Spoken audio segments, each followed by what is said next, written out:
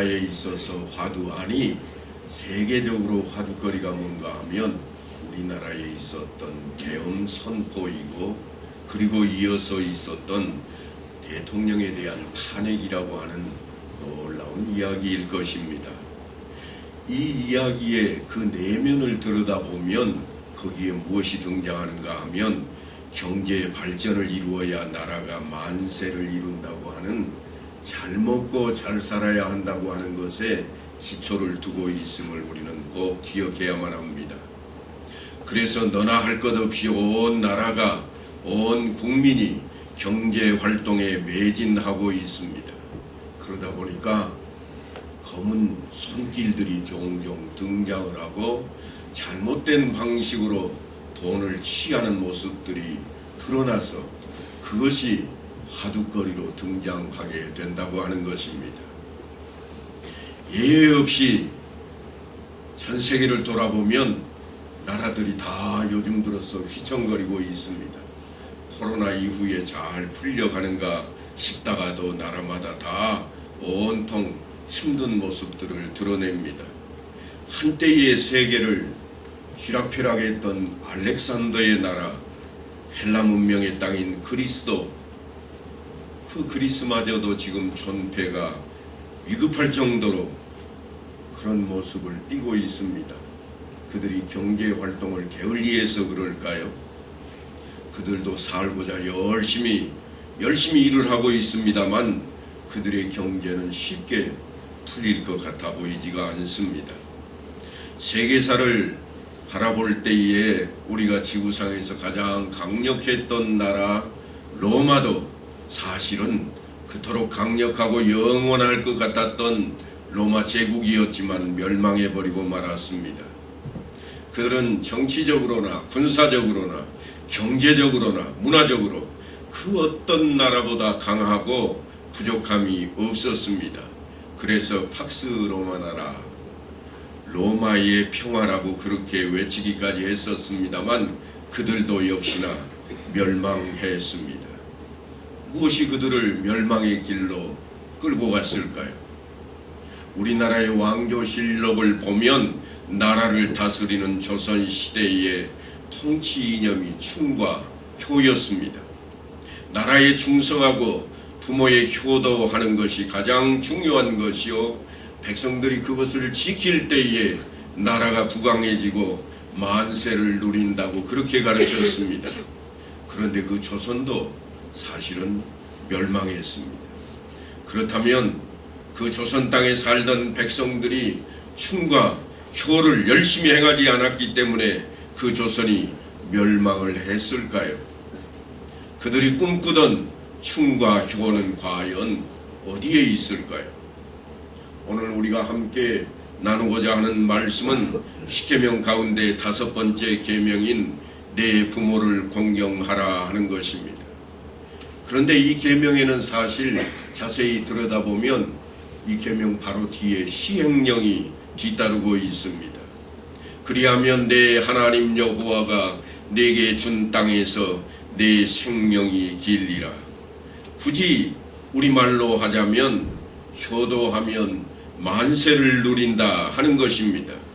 그런데 과연 이 계명이 효도만 잘하면 잘 먹고 잘 산다는 그런 의미의 말씀일까? 아마도 우리나라 우리 백성들만큼 가족 간의 유대가 강한 나라는 찾아보기 힘들 것입니다. 요즘 들어 조금 약해져 보이기는 하지만 여전히 가족에 대한 집착이 예착이 되어서 우리나라에는 우리들 정서에는 가득 묻어다 있습니다. 내 자식만 잘 된다면, 내 부모님만 건강하시게 되겠다면 하는 이러한 말들조차도 다름 아닌 거기에서 비롯되어서 나온 말일 것입니다. 그런데 이 가족에 대한 집착이 때로는 사회생활에 오히려 해가 될 때도 있습니다. 우리는 탄핵 정국을 맞이하며 그 모습을 잘 들여다보게 되었습니다. 내 자신과 내 가족만 잘 된다면 나머지는 어떠해도 괜찮다고 하는 생각이 다른 사람들에게 피해를 주고 해를 입힐 수도 있다고 하는 것입니다. 이것은 우리 기독교인이라고 다를 바도 없습니다. 기독교인들도 네 교회다 내 교회다 우리 구역이다 다른 구역이다 하는 것으로 자기 가족 챙기기에 여념이 없어 보이는 것은 사실 우리가 놓칠 수 없는 그러한 아주 기본적인 우리의 약점이 될 것입니다. 제 식구 챙기기가 한몫을 하고 있는 우리 안에, 아니 밖에서 우리를 들여다본다면 아마도 우리가 너무나도 이기적으로 보일 수도 있습니다. 내 부모를 공경하라 하는 이 계명이 과연 우리가 안으로 결속을 강화해서 만대에 이르기까지 내 가족만 잘 먹고 잘 살라고 하는 그런 말씀일까? 그렇지 않을 것입니다. 하나님께서는 그런 분이 아니시기 때문입니다. 제가 새롭게 시작하는 가정들을 축복할 때마다 많이 인용하는 성경 구절이 있는데 그것은 시편 127편입니다. 거기에 보면 부모와 자식에 대한 언급이 등장을 하는데 보라 자식들은 여호와의 기업이요 태의 열매는 그의 상급이로다. 젊은 자의 자식은 장사의 수중에 화살 같으니 이것이 그의 화살통에 가득한 자는 복되도다. 그들이 성문에서 그들의 원수와 담판할 때에 수치를 당하지 아니하리로다. 이 말씀을 어떻게들 생각하시는지요? 저희들이 어렸을 때에는 밖에 나가 놀 때에 아무나 건드릴 수가 없었습니다. 누구를 건드리면 안 되는가 하면 그 친구가 형제가 몇이나 있는지를 꼭 생각해야 됩니다. 왜냐하면 잘못 건드리면 그 형들에게 혼나니까요. 과연 오늘 시편 127편이 얼핏 들으면 그런 말씀처럼 들려옵니다.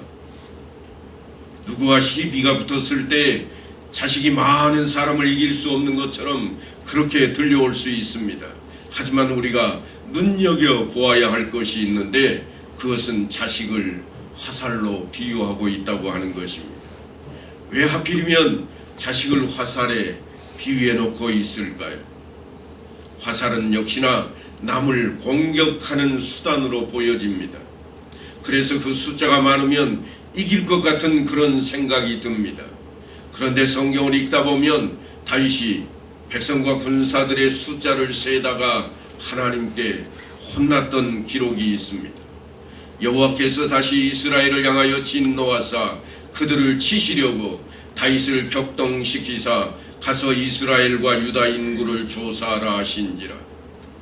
물론 그 일로 다윗이 잘못을 깨닫기는 했습니다만 다윗이 백성을 조사한 후에 그의 마음에 자책하고 다윗이 여호와께 아뢰되 내가 이 일을 행함으로 큰 죄를 범하였나이다.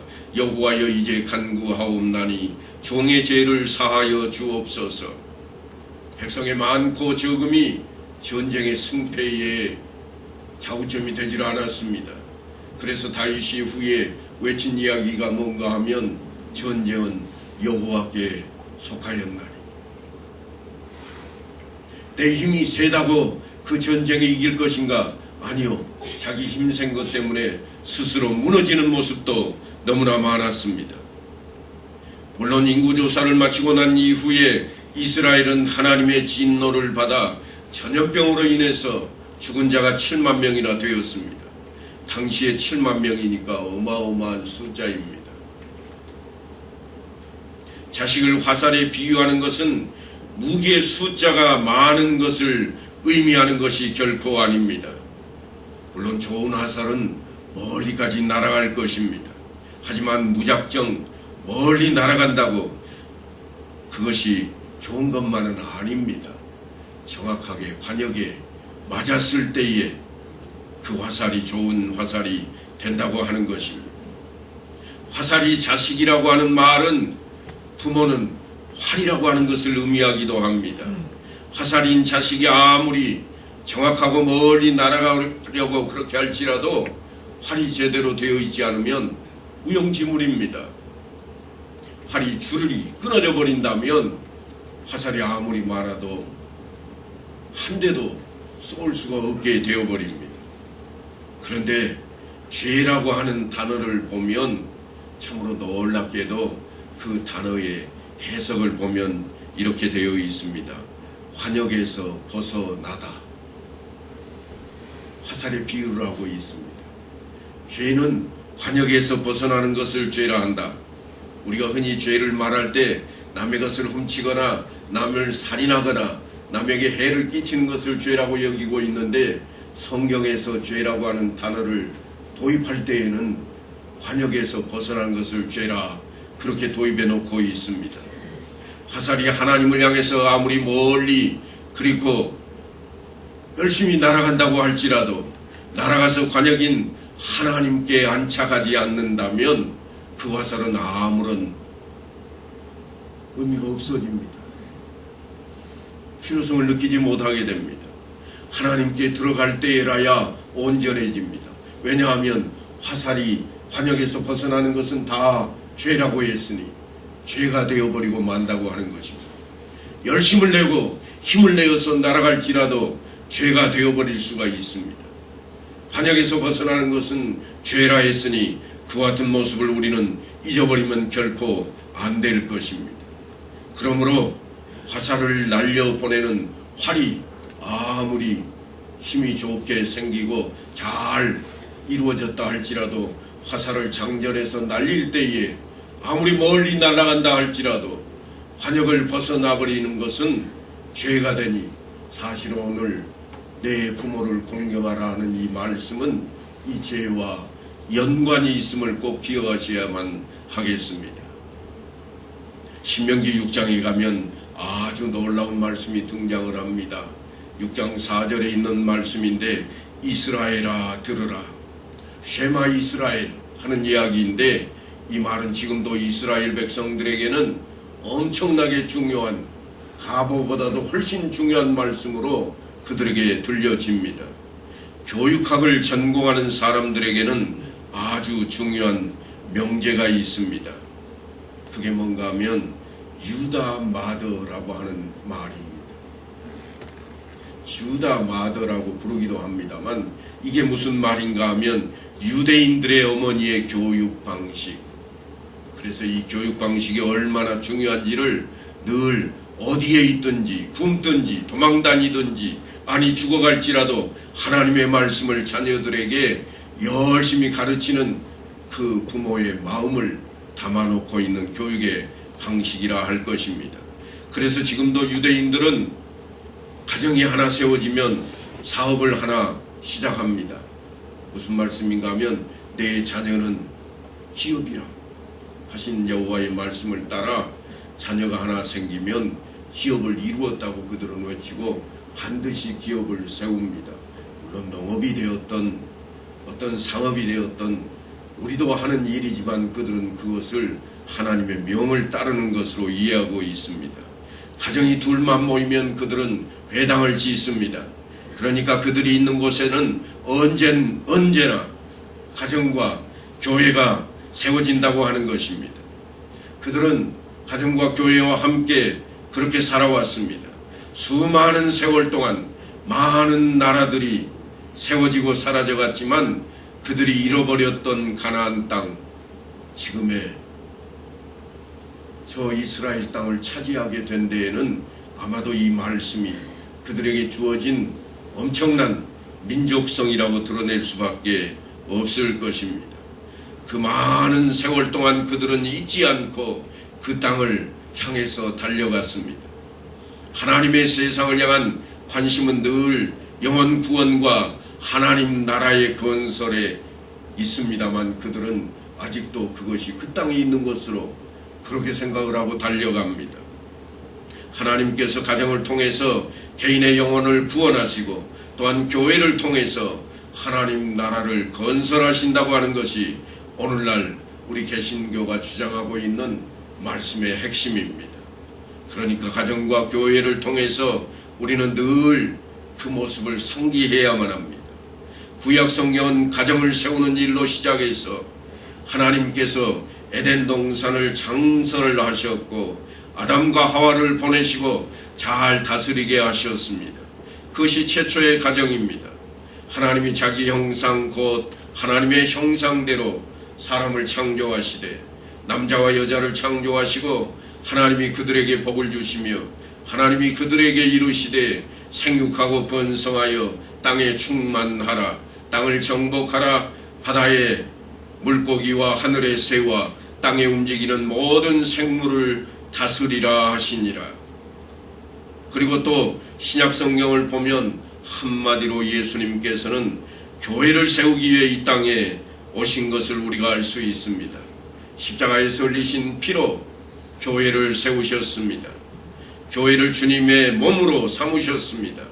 그래서 사도 바울은 외치기를 그는 몸인 교회의 머리시라 그렇게 외쳤고 예수님께서 행하셨던 그 사역을 교회에 명하신 모습으로 우리는 지상명령으로 삼고 있습니다. 너희는 가서 모든 민족을 제자로 삼아 아버지와 아들과 성령의 이름으로 세례를 베풀고 내가 너희에게 분부한 모든 것을 가르쳐 지키게 하라. 그러니까 구약 성경에서 가정에서 출발하였다면 신약 성경은 교회로부터 출발하고 있음을 우리는 보게 됩니다. 이게 성경의 한결같은 그 내용을 담고 있는 모습일 것입니다. 가정과 교회가 튼튼하면 나머지 문제들은 자동적으로 해결될 것이며 하나님의 나라는 확장되게 된다고 하는 것입니다. 이처럼 하나님께서는 세상이 가정과 교회가 건강하면 문제가 될 것이 없다고 생각하고 계신 것입니다. 십계명을 만물을 지키고 다스리는데 가장 기본이 되고 가장 중요한 법도로 세우신 것도 그러한 차원입니다. 그런데 아무리 십계명의 내용을 살펴보아도 사실은 국가에 대한 계명은 하나도 없습니다. 세상 나라가 지켜져야 하나님 나라가 지켜진다는 그런 내용이 없습니다. 내 부모를 공경하라. 이 계명은 십계명 가운데 5번째로 등장합니다. 앞에 4계명은 하나님에 대한 그러한 하나님을 사랑하는 그러한 모습이요. 뒤에 5가지 계명은 사람에 관한 것들입니다. 5번째 계명이 그 가교 역할을 하고 있음을 우리는 기억할 수 있습니다. 하나님 사랑과 또한 인간 사랑에 대한 그 떨어진 두 사이를 연결하는 다리와도 같은 것이 오늘 우리가 살피고 있는 내 부모를 공경하라 하는 이 말씀인 것입니다. 그러니까 부모는 하나님과 세상을 연결하는 그러한 존재입니다. 그래서 부모가 자녀에게 가장 먼저 해야 할 그 일이 무엇인가 하면 하나님을 가르치는 것입니다.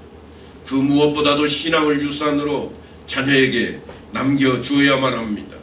그래서 자녀들이 하나님만을 섬기고 우상 앞에 절하지 아니하고 하나님의 이름을 망령되이 부르지 않도록 안식일을 거룩하게 지키도록 그렇게 할 책임이 누구에게 있는가 하면 부모에게 있다고 하는 것입니다.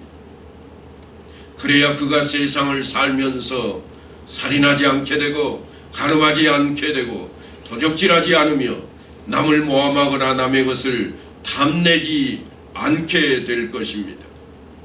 그렇게 될 때에 이 땅은 하나님의 복이 온전히 넘쳐나게 될 것이라고 하는 것입니다. 높은 데에 오르고자 할 때에는 우리에게 필요한 것이 하나 있습니다. 그것은 다름 아닌 사다리인데 비록 높은 곳에 오를지라도 사다리가 안정되게 놓여 있을 때에는 안전을 느끼게 됩니다. 그러나 사다리가 흔들리거나 비틀거린다면 오금이 저릴 것입니다. 자녀들은 부모라고 하는 사다리를 오르내리며 사는 그러한 존재입니다. 부모가 안정이 되고 행복하게 사는 모습을 보인다면 안전하게 그 사다리를 오르내리게 될 것입니다. 이 사다리는 하나님과 땅을 연결하는 가교 역할을 하고 있습니다. 그러니까 사실 하나님에 대한 것을 어떻게 얼마만큼 알려놓고 가르칠 것인가 하는 것이 부모에게 얼마나 중요한 것인가 하는 것을 고스란히 드러내놓고 있는 그러한 모습입니다. 창세기 2장을 보면 하나님께서 에덴 동산을 지으시고 그 내용을 기록해 놓고 있는데, 모든 문서 가운데 사실은 가장 중요하다 할 것입니다. 왜냐하면 타락 이전에 대해서 기록하고 있는 내용이기 때문입니다. 신구약 성경이 모두 바로 이 창세기 2장을 향해서 회복을 위해서 달려나가는 기록이라고 해도 과언이 아닐 것입니다. 그래서 사실 창세기 3장에 가면 하나님께서 친히 접근을 막아버렸던 생명나무가 성경 맨 마지막 장인 요한계시록 22장에 다시 등장하게 됩니다. 하나님이 그 사람을 쫓아내시고 에덴 동산 동쪽에 그룹들과 두루 도는 불칼을 두어 생명나무의 길을 지키게 하시니라. 이렇게 창세기가 3장을 시작했다면, 이제 요한계시록 마지막 장에 가면 또 그가 수정같이 맑은 생명수의 물을 내게 보이니 하나님과 및 어린 양의 보좌로부터 나와서 길 가운데로 흐르더라. 강 좌우에 생명나무가 있어 12가지 열매를 맺되 달마다 그 열매를 맺고 그 나무 잎사귀들은 만국을 치료하기 위하여 있더라. 한마디로 신앙생활의 궁극적인 목적은 다름 아닌 에덴 동산의 회복에 있을 것입니다. 그런데 그 시행령이 어떻게 되어 있는가? 오늘 내 부모를 공경하라 하는 이 말씀 바로 뒤에는 시행령이 따라붙어 있는데, 그리하면 그랬습니다. 어떻게 살 것인가, 어떻게 살아야 할 것인가, 인생이 어떻게 살 것인가 하는 것을 부모를 공경하라 하는 말씀으로 주어지고, 뒤에 이어지는 말씀이 뭔가 하면 그리하면 내 하나님 여호와가 내게 준 땅에서 내 생명이 길리라. 그러니까 자녀가 부모를 공경하지 않으면 어떻게 될까요? 시행령이 사라지게 됩니다. 자녀가 부모를 공경하려면 어떻게 해야 할까요? 무조건 나를 공경해라, 내가 네 부모다 외친다고 되는 일이 결코 아니라고 하는 사실을 내포하고 있습니다. 이 말씀이 무슨 말씀인가 하면, 내 부모를 공경하라 하는 말씀 속에는 부모된 내 자신이 자녀를 잘 다스리고 이끌라고, 잘 가르치라고 하는 말씀이 숨어있는 말씀으로 존재한다고 하는 것입니다. 이 말씀을 지킬 때에 우리에게는 축복의 조항이 고스란히 첨부된 대로 이루게 될 것입니다. 누구든지 자신의 자녀들이 잘 되기를 바랍니다. 하나님께서 허락하신 땅에서 생명이 길기를 원합니다. 그런데 그렇게 되고자 한다면 자녀가 부모를 공경해야만 합니다.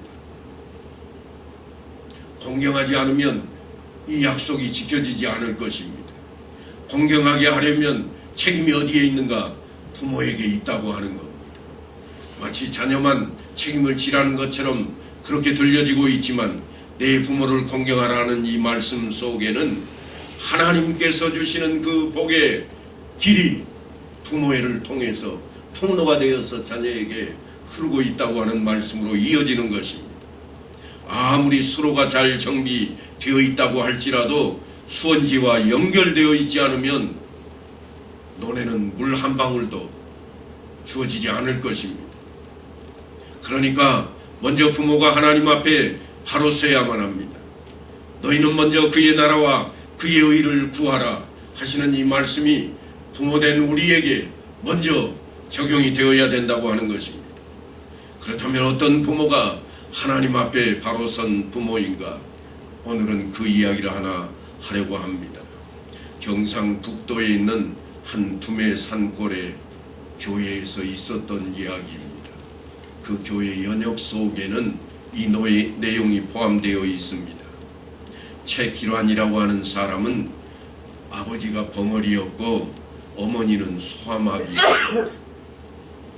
부모가 온전하지 않은 그런 가정에서 태어난 사람 이름이 그 교회에 그 요람의 맨 앞쪽에 등장을 합니다. 그리고 그 내용이 빼곡하게 기록이 되어 있는데, 벙어리인 아버지와 소아마비인 어머니 사이에서 태어난 이남 이녀 중에 장남이었습니다. 남의 집 머슴과 식모로 일하던 부모님은 뼈 빠지게 일을 했지만 가난을 벗어날 수가 없습니다. 벙어리가 가서 일을 해준다고 얼마를 받을 것이며, 또한 안전뱅인 어머니가 남의 집 식기세척을 얼마나 열심히 한다고 많은 그러한 돈을 벌겠습니까? 그야말로 송곳 하나 꽂을 땅조차 없는 그러한 가정이었습니다. 하지만 매우 정직했던 부모님은 절대로 주인집 먹을 것을 몰래 가져다가 자식들에게 먹이는 일조차도 없었습니다. 왜냐하면 그것은 하나님의 계명을 어기는 것이기 때문입니다. 아버지는 말을 할 수 없기 때문에 늘 자기의 표현을 글로 해야만 합니다. 그래서 그가 품고 다니는 것이 하나 있는데, 성경 맨 앞쪽에 있는 10계명을 딱 오려가지고 가슴에 품고 다녔습니다. 어머님은 품고 다니는 것이 남편이 뜯어낸 그 성경 뒤편에 있는 주기도문을 오려가지고 가슴에 늘 품고 다녔습니다. 그러니까 아버지는 10계명을, 어머니는 주기도문을 품고 사는 그런 가정이었다, 그런 이야기입니다. 늘 이제 이 가정에는 먹을 것이 걱정인 그러한 가정입니다. 배를 고를 때에도 아버지는 자식에게 배고프다고 울면 이 최기란이라고 하는 이 아들에게 보여준 것이 있었습니다. 아버지가 10계명을 보여줍니다. 배고픈 아이에게 10계명을 보여주었습니다. 10계명이 늘 길지 않기 때문에 아들이 쭉 읽어보면 들어온 게 있습니다. 남의 것을 탐내지 말라. 그래서 울면서 그의 어렸던 시절을 보냈다고 거기에는 기록이 되어 있습니다. 가을이 돼서 아버지가 감이나 밤을 딸 때에도 학교에서 돌아오는 아이들이 달려가서 배고프다고 하나만 달라고 그렇게 졸라대도 절대로 주는 법이 없었다는 이야기가 여기에 기록됩니다. 물론 가정생활이 아주 힘들었기에 자녀들을 중학교에도 진학하지 못하는 그러한 길을 걸을 수밖에 없었고, 이제 이 아이 최기란은 중학교로 갈 수 없으니까 돈을 벌기 위해서 서울로 갔습니다. 그때부터 사실은 이전보다 더 힘든 고생이 시작이 되었습니다. 온갖 굳은 일을 했고, 밤에는 공장 한편에 신문지를 깔고 새우잠을 자야만 했습니다. 벙어리였던 아버지의 가르침대로 그는 여전히 성실하게 정직하게 사는 모습 빼고는 나을 것이 아무것도 없었습니다. 그가 열심히 회사에서 잠을 자며 회사를 지켜내는 동안 회사는 점점 나아져갔습니다. 언제나 정직하고 성실하게 일하는 그의 태도를 지켜보던 사장님이 그에게 돈 심부름을 시킵니다. 이 시키는 일은 사실은 그를 시험하기 위한 것이었습니다. 하지만 그가 온전히 그 일을 행해낼 때 나중에는 모든 돈을 맡기는 일까지 했습니다. 사장이 여러 차례 아무데나 돈을 놔두고도 그의 정직성을 시험해 보았지만 그들은 그것을 단 한 번도 그 돈에 손을 대지 않았습니다. 부모님께 받았던 신앙교육이 그렇게 중요했습니다. 그는 그렇게 사장님의 인정을 받게 되었습니다. 열심히 성실하게 일을 해서 받은 월급으로 동생 셋은 모두 대학까지 나올 수 있도록, 그리고 결혼까지 시키는 놀라운 일을 행해냈습니다.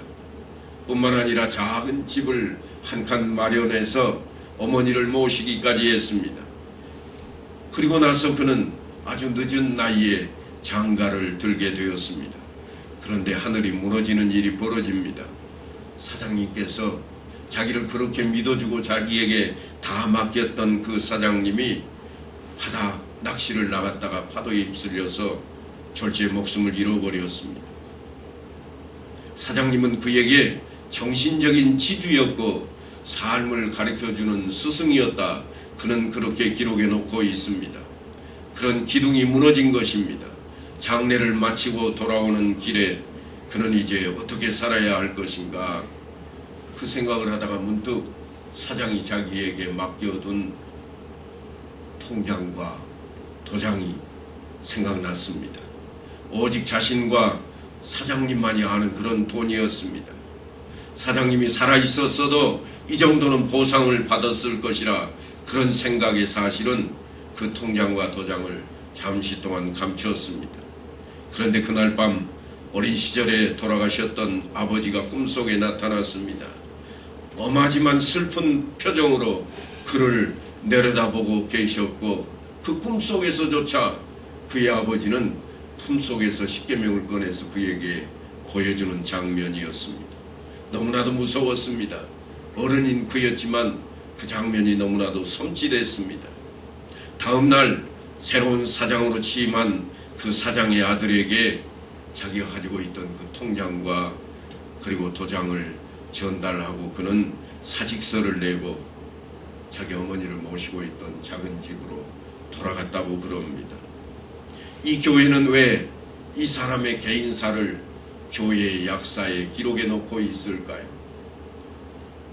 하나님을 섬긴다고 예수를 믿는다고 하는 우리가 어떻게 신앙생활을 하고 있는지 지금 우리에게 그것을 묻고 있는 그 교회의 연역입니다.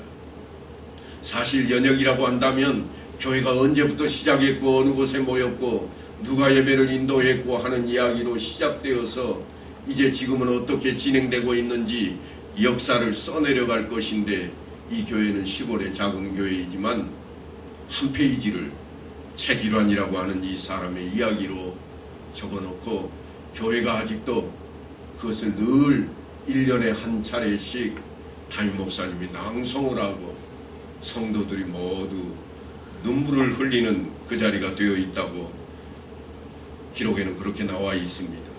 사랑하는 성도 여러분, 여러분은 자녀들을 위해서 무엇을 하고 계신지, 자녀들에게 무엇을 가르치고 무엇을 유산으로 남기시겠습니까?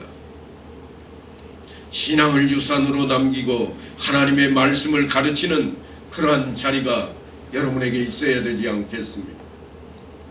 우리의 후손들이 과연 부모를 공경하는 자리로 어떻게 나설 것을 우리는 가르쳐야 할까요? 그저 봉투 내미는 자식은 그가 어떻게 살든 귀해 보이고 쪼들리고 어려워서 봉투조차 내밀지 못하고 주일은 성수해야 되겠다고 부모를 찾지조차 않는 자식에게는 내 자식이지만 내가 잘못 낳았다고 그렇게 혹시 생각하고 계시지는 않으신지요? 오늘 저는 이 작은 교회의 이야기를 여러분에게 들려드리며 과연 내 부모를 공경하라 하는 이 말씀 속에 담긴 하나님의 뜻을 우리가 다시 한번 생각하고 하나님의 마음 품기를 원합니다. 그래서 내 가정이, 내 후손들이 믿음으로 온전해지고 그래서 이 믿음이 유산이 되는 그러한 가정이 다 이루어질 수 있게 되기를 간절히 축원합니다.